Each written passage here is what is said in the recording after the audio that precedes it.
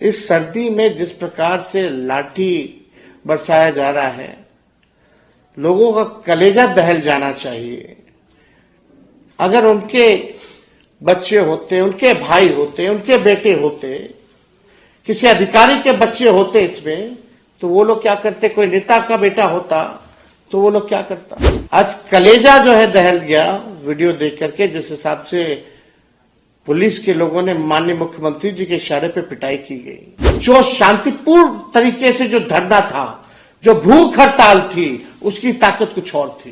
इस बीपीएससी के आंदोलन को कुछ लोगों ने गुमराह करने की कोशिश की है। जो भूख हड़ताल और शांतिपूर्ण ढंग से जो हड़ताल हो रही थी, उससे बीपीएससी भी कांप रहा था और सरकार भी हिली हुई थी। सरकार ने नया फॉर्मूला निकाला कि सरकार की बी टीम, बीजेपी की बी टीम, कुछ जो राजनीतिक दुकानदारी करते हैं, उन लोगों को आगे खड़ा किया गया और गांधी मैदान आंदोलन को ले जाना पड़ा। जब पिटाई हो रही थी तो कुछ लोग कह रहे थे कि हम सबसे आगे खड़े रहेंगे, सबसे पहले वही भाग खड़े हुए। ये आंदोलन को कमजोर करने का, भटकाने का दूसरा फॉर्मूला बीजेपी के बी टीम वालों ने, सरकार से कुछ लोग मिले हुए हैं, उन लोगों के इशारे पे ये काम जो है हुआ है कमजोर करने का।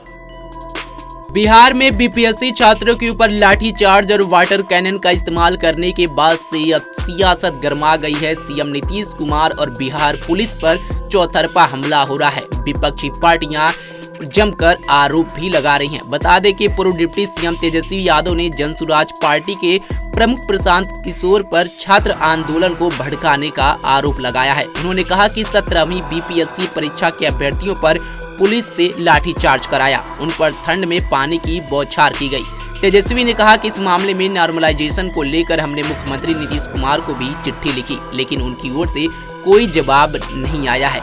तेजस्वी यादव ने सीधा आरोप प्रशांत किशोर पर लगाया है, क्योंकि गांधी मैदान में जो प्रदर्शन हो रहा था वो प्रशांत किशोर की अगुवाई में हो रहा था और इस प्रदर्शन में प्रशांत किशोर मौजूद थे। लेकिन छात्रों का आरोप है कि जब पुलिस ने लाठीचार्ज किया तो प्रशांत किशोर छात्रों को छोड़ करके भाग खड़े हुए, जिसके बाद से अब तेजस्वी यादव ने प्रशांत किशोर के ऊपर ये बड़ा निशाना साधा है और उनका मजा भी लिया। आप भी सुनिए कि तेजस्वी यादव ने पीके पर क्या कुछ कहा।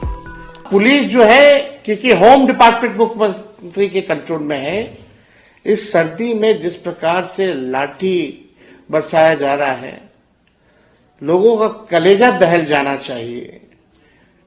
अगर उनके बच्चे होते, उनके भाई होते, उनके बेटे होते, किसी अधिकारी के बच्चे होते इसमें, तो वो लोग क्या करते? कोई नेता का बेटा होता तो वो लोग क्या करता?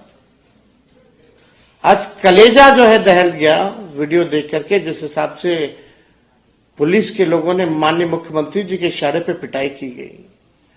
और आप सब लोगों को हम बताना चाहेंगे कि जो शांतिपूर्ण तरीके से जो धरना था, जो भूख हड़ताल थी, उसकी ताकत कुछ और थी। इस बीपीएससी के आंदोलन को कुछ लोगों ने गुमराह करने की कोशिश की है।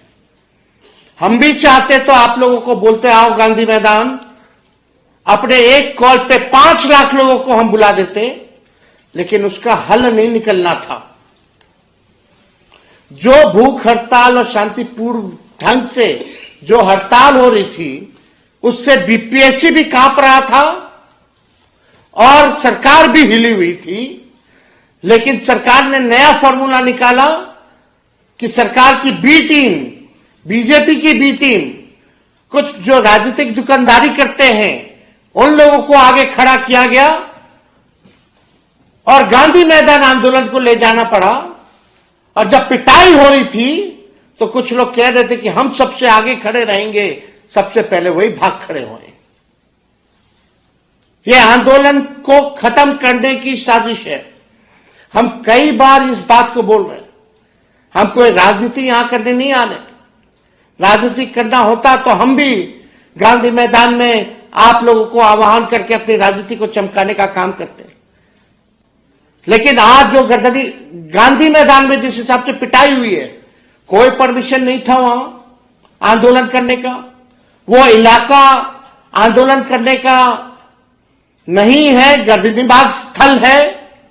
भटकाया गया लोगों को ताकि एफआईआर हो उन छात्रों पे, और एफआईआर अगर होगी तो आप समझ जाइए कि आपको जेल जाना पड़ेगा, आपको नौकरी नहीं मिलेगी, आप एग्जाम में नहीं बैठ सकते।